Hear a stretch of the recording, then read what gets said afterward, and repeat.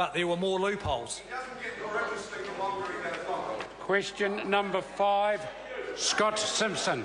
Thank you, Mr Speaker. My question is to the Minister of Corrections and asks, what progress has the government made in reducing reoffending rates for prisoners? Honourable Anne Tolley.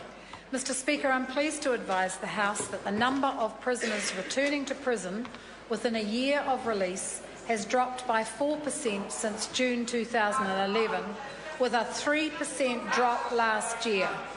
Prisoners are the most serious offenders in our community. Less than 10% of convicted offenders are imprisoned and often have a long history of criminal behaviour. For this reason, they are often the most difficult offenders to successfully rehabilitate. Our unrelenting focus on rehabilitation has seen New Zealand's prison population stabilise, and it's now forecast to fall in the coming years. By comparison, Australia's prison population has increased by 10% in the last 18 months. The House might also be interested to note that the current prison population is 8,600, which is significantly lower than the 10,200 prisoners that were forecast by 2014 when Labor were last in government. Supplementary. Supplementary question, Scott Simpson. To the Minister, how has the government achieved this reduction in reoffending by prisoners? Honourable Anne Tolley.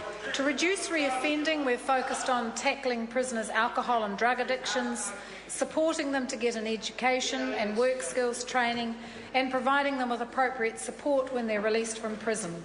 Every sentenced prisoner now receives an education assessment when they enter prison and have an individual learning program developed.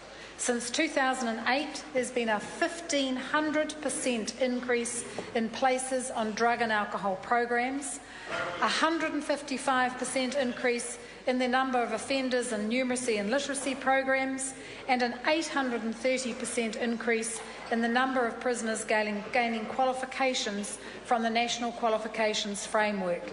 And to better support prisoners on release, Corrections launched the Out-of-Gate program last year, which sees prisoners work with a dedicated provider, connecting them with social services and helping with accommodation, employment and general living skills. Very good.